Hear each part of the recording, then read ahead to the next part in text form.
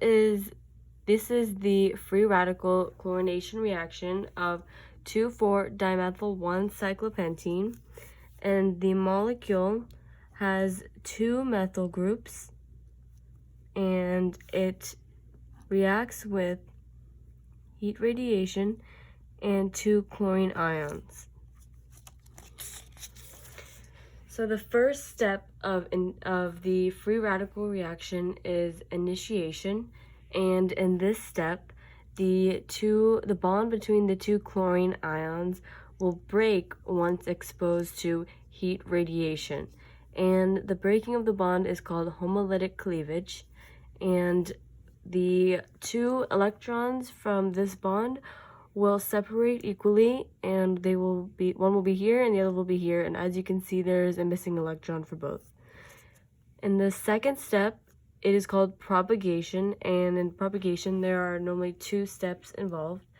In the first step, what you want to do is this chlorine atom, it is not stable because it's missing an electron, so it will want a hydrogen, and the hydrogen wasn't originally written in this reaction, but I did show it to show that the chlorine will be taking it, and they bond together in the reaction and form hydrochloride acid and the molecule with the radical right here. So, well, in this part, the hydrogen broke off and they bonded together, and this created the allylic radical right here. And the allylic radical is in the tertiary carbon position, and the tertiary position is the most stable.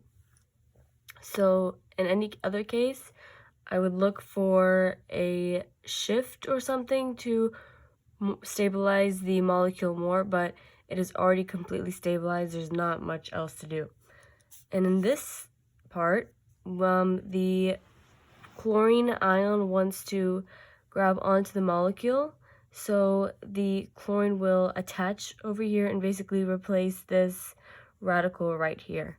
And in the reaction, it will form 2 molecules. The first one is the chlorine is pointed away from us and the methyl is pointed towards us. And this one, the chlorine is pointed towards us and the hydrogen is pointed away from us. These are also called stereoisomers, and they are racemic. And the last step, it is termination, and in the termination step, the 2 chlorine molecules, these are free radicals as shown with the lone electron. They will bond and form the chlorine-chlorine bond. So the overall major products of this reaction are these 2 stereoisomers.